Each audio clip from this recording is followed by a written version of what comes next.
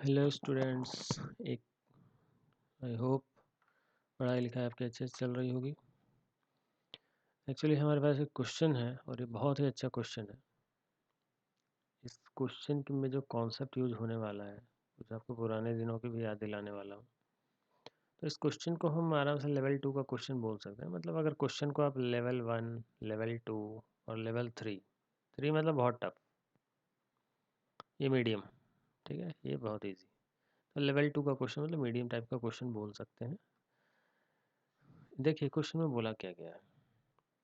बोला गया है इलेक्ट्रॉन और मास एम चार्ज ई। ठीक है भैया, कोई इलेक्ट्रॉन है, यहाँ पे एक इलेक्ट्रॉन है, मास एम है, इसका चार्ज ई है। इलेक्ट्रॉन है तो नेगेटिव चार्ज ही होगा इस पर। Moving toward a heavy nucleus of charge Q, एक बहुत ही हैवी न्यूक्लियस है। ठीक है, इसके ऊपर चार्ज कितना है, इसके ऊपर चार्ज क्यू इसके तरफ मूव कर रहा है। ठीक है, अच्छा देखिए फर्स्ट इंस्टेंस में आप क्या करेंगे कि आप इसको यहीं पे बनाएंगे, इसकी तरफ मूव कर रहा है। ठीक है, फिक्स्ड एट इट्स प्लेस, ये अपने प्लेस पे फिक्स है। ये जो बड़ा वाला चार्ज है ये अपने प्लेस पे फिक्स है। When the electron is far from the nucleus, its speed is v naught। देखिए far बोला है, far from the nucleus, बड़ा इंपॉर्टेंट लाइन है। far from the nucleus its speed is v naught। And impact parameter, अब देखिए ये question थोड़ा सा टफ हो गया। कहने का मतलब इम्पैक्ट पैरामीटर होता क्या है। अगर आपने पढ़ा है, ये इलेक्ट्रोस्टैटिक्स चैप्टर का है, अगर आपने पढ़ा है तो आपको पता होगा इम्पैक्ट पैरामीटर क्या होता है। एक्चुअली देखिए कोई भी, जैसे कोई स्फेरिकल बॉल है और उसका सेंटर यहाँ पे है, आप यहाँ से आते ना मतलब इसके सेंटर के लाइन पे ही आ रहे हैं। ठीक है, लेकिन आप अगर यहाँ पर इस तरफ आए तो आप इसके सेंटर से कितनी दूरी पर हैं, ये जो भी डिस्टेंस है x, इसी को कहते हैं इम्पैक्ट पैरामीटर। ठीक है, बड़ा इंपॉर्टेंट है। यहाँ पे मतलब आप अगर इधर से आ रहे हैं तो क्या है इम्पैक्ट पैरामीटर, जीरो। मतलब इम्पैक्ट पैरामीटर यहाँ तो जीरो है, तो ये वाली सिचुएशन नहीं है, सिचुएशन है ये वाली। ओके, आई होप आप समझ गए होंगे। मैं सीरियस करता हूँ, तो यहाँ पे नहीं है। ये जो हमारा इलेक्ट्रॉन है ना, हमारे जो बाबू सोना है, यहाँ पे है। ये यहाँ से भी नॉट स्पीड से आ रहा है और ऐसे करके आ रहा है। कुछ ऐसे रहा है कि अगर इस लाइन से हम देखें तो इसका इम्पैक्ट पैरामीटर है B. Okay, what is the closest distance of electron. अब देखिए बहुत इंपॉर्टेंट है, ये तो चार्ज है ना, ये इलेक्ट्रॉन है ना, तो ऑब्वियसली जब इलेक्ट्रॉन इसके पास से गुजरेगी, यहाँ तक आते आते हो सकता है ये इसकी तरफ खींचने लगे, ये तो इसको अपनी तरफ खींचेगा। तो यहाँ पर आते आते हो सकता है इस पाथ से होता हुआ इलेक्ट्रॉन इधर भाग जाए, ऐसा भी हो सकता है। हो सकता है इसी पाथ से वो ऐसे घूम जाए, क्योंकि काफ़ी स्पीड में आ रहा है, मान के चलिए। अरे स्पीड में नहीं होगा ना तो आगे सीधा चिपक जाएगा, पॉजिटिव नेगेटिव चार्ज है अट्रैक्ट कर लेंगे। लेकिन यहाँ बोला है क्लोजेस्ट डिस्टेंस ऑफ अप्रोच, कहने का मतलब कि ये पक्का यहाँ से नज़दीक से गुजर गया है बस। ठीक है, बहुत ध्यान से अगर आप इस क्वेश्चन को समझ रहे हैं, दिमाग लगा रहे हैं, तो आपको एक बात ज़रूर समझ में आ रही होगी कि इलेक्ट्रॉन यहाँ से आने के बाद ऐसे जाएगा और फिर यहाँ पर से ऐसे निकल जाएगा कहीं पे। तो सबसे क्लोजेस्ट डिस्टेंस कौन होगा उसका। आप अगर थोड़ा सा सोचें अच्छे से, कि मैं फिर फिगर अच्छे से नहीं बना पा रहा, तो सबसे क्लोजेस्ट डिस्टेंस जो होगा ना वो ये वाला होगा, ये है क्लोजेस्ट डिस्टेंस। ठीक है, मैं यहाँ पे एग्जैक्टली ठीक से नहीं बना पा रहा हूँ, यही सबसे क्लोजेस्ट डिस्टेंस होगा। पूछा है यही बताओ भैया क्या है, यही है, ये है क्लोजेस्ट। मान लेता हूँ चलो भाई कि ये डिस्टेंस है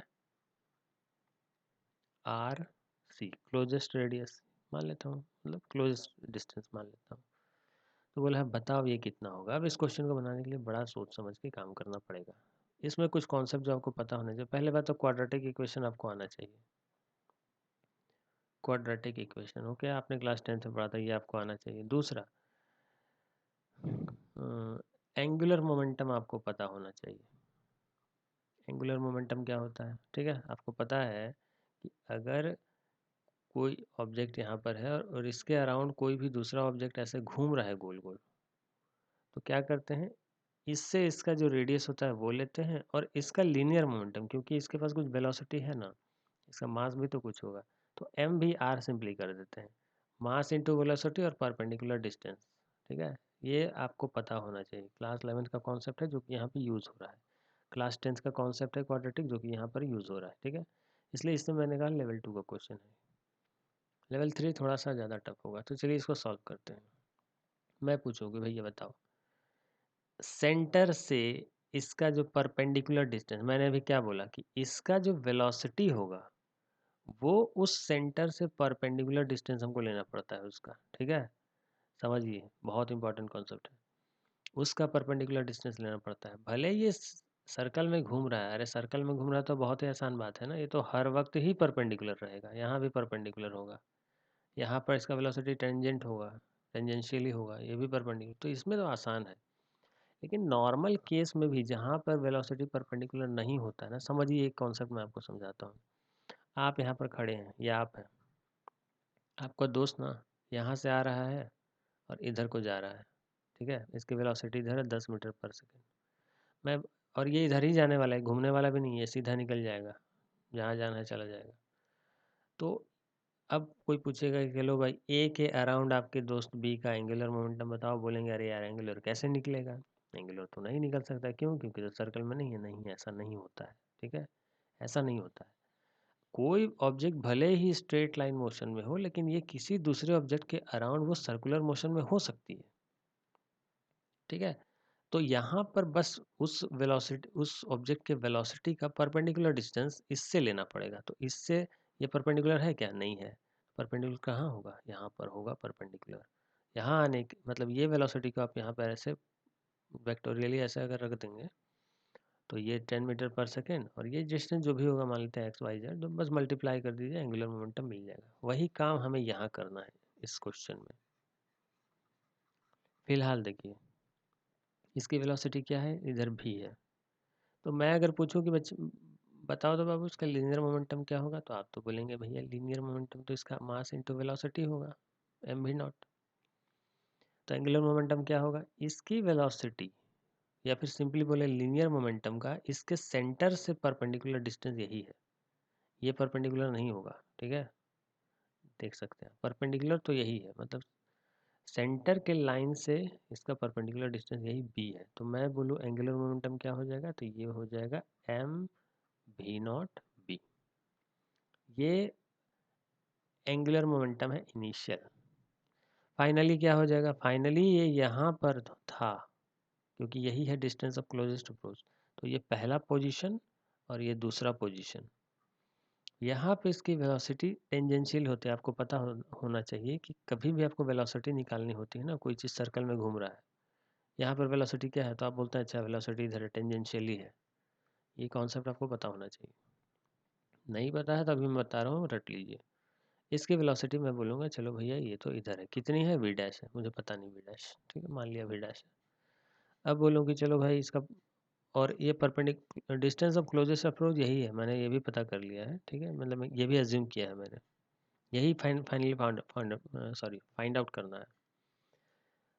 तो मैं पूछूंगा कि चलो भाई बताओ कि अब एंगुलर मोमेंटम कितना है, तो इसका मास तो वही है, वेलोसिटी तो नया वाला हमने एज्यूम कर लिया, और ये जो सेंटर से फिर से परपेंडिकुलर डिस्टेंस मुझे पता ही है ये वाली, तो तीनों को मल्टीप्लाई कर दूं तो ये एल फाइनल जो हो जाएगा वो हो जाएगा एम भी डैश आर सी।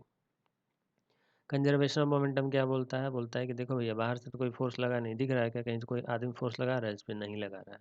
ये तो बस उस सिचुएशन पे जहाँ पे बस ये चला आ रहा था चला ही आ रहा है, कोई भी फोर्स बाहर से नहीं लगा है। सिस्टम में बस ये छोटा सा इलेक्ट्रॉन है और ये बड़ा सा न्यूक्लियस है और कोई नहीं है। तो उस हिसाब से देखें तो कंजर्वेशन ऑफ मोमेंटम लग सकता है और ये दोनों बराबर हो जाएंगे, एल इनिशियल एंड फाइनल बराबर। तो M V naught B is equal to M V dash R C.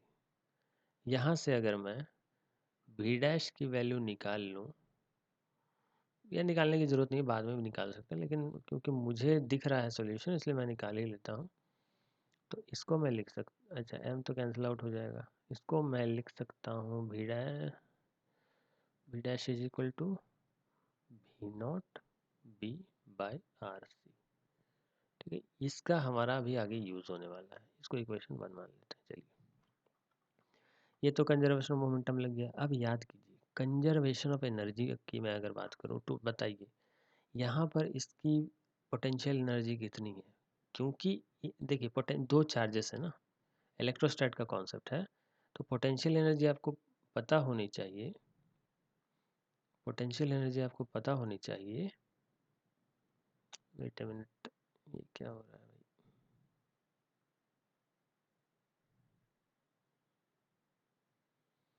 Potential energy जो होती है वो होती है के Q1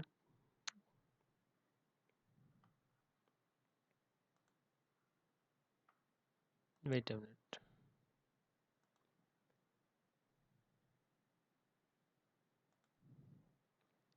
पोटेंशियल एनर्जी जो होती है वो होती है के Q1 Q2 बाय आर। अभी मैंने क्या बोला, क्वेश्चन में क्या बोला, इसलिए मैंने शुरू में बोला था ये बड़ा इंपॉर्टेंट है। फार फ्रॉम द लिक्विड, जब भी फार बोल रहा है ना तो मतलब वो इन्फिनिटी पे है। तो अगर मैं इन दोनों की पोटेंशियल एनर्जी देखूं तो भैया यहाँ तो मुझे इन्फिनिटी रखना पड़ जाएगा ना, ये तो इन्फिनिटी हो जाएगा। और इन्फिनिटी हो गया मतलब ये तो ओवरऑल ज़ीरो हो गया, मतलब इसकी पोटेंशियल एनर्जी जो है वो ज़ीरो है। ठीक है, ये बार बार कीबोर्ड आ रहा है, क्या बात है, क्यों आ रहा है पता नहीं, लेकिन ये ठीक नहीं है।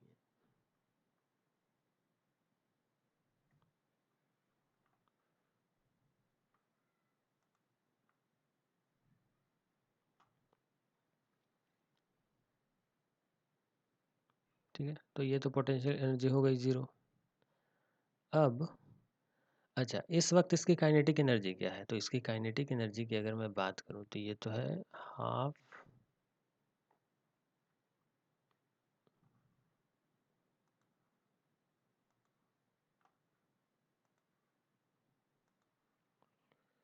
तो यहाँ पे अगर काइनेटिक एनर्जी मैं देखूँ तो ये हो जाएगी half M V square. M V square, इसकी वेलोसिटी कितनी है वी नॉट, तो ये वी नॉट की स्क्वायर हो जाएगी। ये है इस पूरे सिस्टम की इनिशियल एनर्जी। ये तो बेचारा हमेशा ही रेस्ट में है न्यूक्लियस, तो इसकी तो एनर्जी मैं ऐड नहीं कर सकता, वो तो ऑटोमेटिकली ज़ीरो है। ठीक है, तो इसकी एनर्जी और इस सिस्टम की पोटेंशियल एनर्जी ये थी। फाइनली अगर मैं देखूँ, अगर फाइनली अब मैं देखूँ, ये तो इनिशियल है। अब मैं अगर फाइनल देखूँ तो ये यहाँ पास से गुजर रहा है, इसके पास इसकी काइनेटिक एनर्जी कितनी हो जाएगी, half M V dash square. ध्यान दीजिए, half M V dash square हो जाएगी। और इनकी काइनेटिक एनर्जी पोटेंशियल एनर्जी कितनी हो जाएगी, तो इस बार तो पोटेंशियल एनर्जी होगी भाई, क्योंकि इस बार इन्फिनिटी पे नहीं है। यहाँ इन्फिनिटी था तो जीरो हो गया था, इस बार नहीं होगी। क्यों? कुछ डिस्टेंस है, यही तो डिस्टेंस है आर सी। तो ये हो जाएगी, जैसे हमने मैंने बोला ना के Q1 Q2 बाई आर होता है, तो यहाँ पर हो जाएगा के जो होता है 1/4 पाई एप्सिलॉन नॉट है, याद होगा आपको। Q1 मतलब इलेक्ट्रॉन, Q2 मतलब हमारा ये प्यारा प्यारा न्यूक्लियस, और आर स्क्वायर, आर होगा ये Q1 Q2 by are. Are मतलब ये हमारा R C. Conservation of energy बोलता है कि initial energy is equal to final energy, तो यहाँ पर इनिशियल एनर्जी जो है टोटल, वो इनिशियल एनर्जी फाइनल के बराबर होगी। अगर मैं इन सबको लिख डालूँ तो ये हो जाएगा हाफ एम वी नॉट का स्क्वायर इज इक्वल टू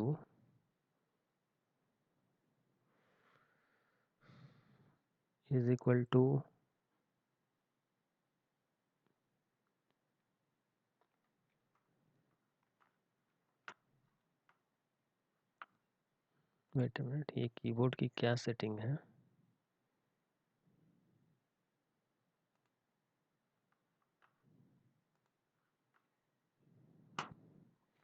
समझ नहीं आ रहा, बार बार कीबोर्ड क्यों पेयर हो रहा है। ये हो जाएगा हाफ एम वी डैश का स्क्वायर प्लस ये वाली एनर्जी, ये वाली टोटल प्लस ये वाली टोटल, दोनों इक्वल होनी चाहिए इनिशियल फाइनल।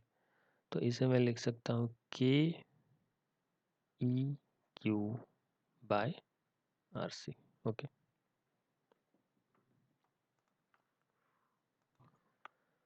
अच्छा जी। तो यहाँ पर एक चीज़ मैं मिस कर रहा हूँ, ये है ये नेगेटिव चार्ज, नेगेटिव है ना, तो इलेक्ट्रॉन यहाँ पे नेगेटिव हमें डालना ही होगा। ठीक है, अब उसके बाद देखिए यहाँ पर क्या होगा। नेक्स्ट स्टेप में मैं क्या करता हूँ कि जितना इसको मैं छोटा कर सकता हूँ उतना मैं कर लेता हूँ। तो मैं अगले स्टेप में क्या करता हूँ ना कि इधर भी मैं 2 मल्टीप्लाई कर देता हूँ और इस पूरे में मैं 2 मल्टीप्लाई कर देता हूँ।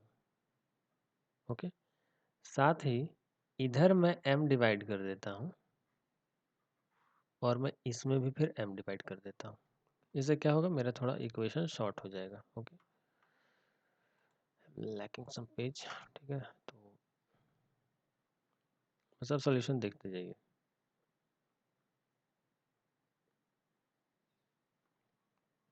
तो क्या होगा इससे,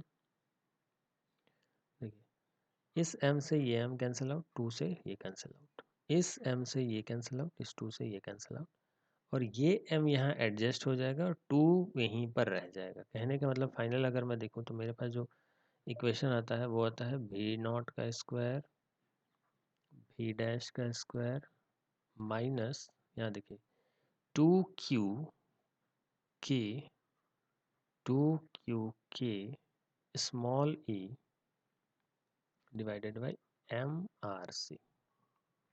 ये हमारे पास इक्वेशन आ गया, ठीक है। अब बड़ा इंपॉर्टेंट जो मैं करने जा रहा हूँ, मैं इसको सबको मैं लेफ्ट साइड में भेज देता हूँ। तो यहाँ पर भी डैश का होल स्क्वायर क्या हो जाएगा, भी नॉट का square plus 2k/q small e by m into R C. Okay, ये हो गया। अब याद कीजिए, ये मैंने जो यहाँ आर सी निकाल के रखा है ना, मैं इसको पुट करने जा रहा हूँ यहाँ पे। जैसे ही मैं पुट करूँगा देखिए क्या होता है, ये बन जाएगा भी naught square B square B naught square B square by R C square is equal to भी naught square plus 2k/q e by M R C, ठीक है। ये हमारा इक्वेशन आया। नेक्स्ट पेज में मैं इसको सेम फिर से लिखूंगा, ठीक है। थोड़ा सा आप पेशेंस रखिए। देखिए बच्चों, मैंने क्या किया है, नेक्स्ट स्टेप में मैंने इसे नेक्स्ट पेज में लिख दिया और फिर इसको क्रॉस मल्टीप्लाई भी साथ ही साथ कर दिया है। क्रॉस मल्टीप्लाई करने के बाद आप देख सकते हैं ये भी नॉट के पास भी मल्टीप्लाई होगा इधर, ये इधर मल्टीप्लाई हो जाएगा दोनों के पास मल्टीप्लाई होने के बाद क्या होगा, एक आर सी यहाँ पर कैंसिल आउट हो जाएगा। क्यों, क्योंकि यहाँ डिनोमिनेटर में एक आर सी ऑलरेडी है। तो हमारे पास अगर मैं देखूँ, अगर अच्छे से आप देखिए, इसको मैं राइट साइड में भेज दूंगा। तो मैं जब इसको राइट साइड में भेज दूंगा तो ये हो जाएगा आर सी का square B naught square plus 2k/q small e by M into R C minus B naught square B square equal to zero है। अच्छा, इक्वल टू ज़ीरो इधर रहे चाहे इधर रहे, भाई बात तो बराबर है। तो इक्वल टू ज़ीरो इधर आ गया। आप क्या देख रहे हैं, आप देख रहे हैं कि यहाँ पे आर सी का स्क्वायर है और यहाँ पर आर सी है और यहाँ पर एक कांस्टेंट है। याद कीजिए, ये एक्स स्क्वायर है, ये कोई कांस्टेंट है, प्लस यहाँ पे ये कोई कांस्टेंट है, मान लेते हैं इसको मैं पी मान लेता हूँ, और ये हमारा आर सी है, इसको मैं एक्स मान ले रहा हूँ क्योंकि आर सी को मैंने एक्स मान लिया यहाँ। और ये भी नॉट स्क्वायर बी स्क्वायर है, ठीक है, कुछ भी है, चलिए ये भी कांस्टेंट हो जाएगा, मान लेते हैं इसको भी मैं कांस्टेंट बना ही डालूँ अगर, तो आप समझ सकते हैं इसको मैं क्यों मान लेता हूँ। ये तो क्वाड्रेटिक का फॉर्मेट है ना, ये तो क्वाड्रेटिक है, इसलिए मैंने शुरू में बोला था आपको क्वाड्रेटिक आना चाहिए। और आपको याद होगा जब भी इस तरीके का क्वाड्रेटिक इक्वेशन अगर आपके पास होता है, A X square plus B X plus C equal to zero होता है, ध्यान दीजिए A X square plus B X plus C zero होता है, तब यहाँ एक्स जो रूट होता है ना वो होता है minus of B plus minus root of B square minus 4ac divided by 2a। ये फार्मूला तो आपको पता ही होगा, सीधा ये फार्मूला अप्लाई कर दीजिए यहाँ पे। तो मैं सीधा अप्लाई करने जा रहा हूँ, ठीक है, ओके। तो मैंने जैसे यहाँ पुट कर दिया, तो जैसे ये जो क्वाड्रेटिक का सॉल्यूशन होता है, क्योंकि यहाँ पर आर सी एक्स के बराबर था तो एक्स का फार्मूला मैंने लगा दिया अभी अभी। तो आप देख सकते हैं कि यहाँ पे ये जो भी आ रहा है ना, यही है हमारा फाइनल सॉल्यूशन। ओके, यही है हमारा फाइनल सॉल्यूशन। ओके,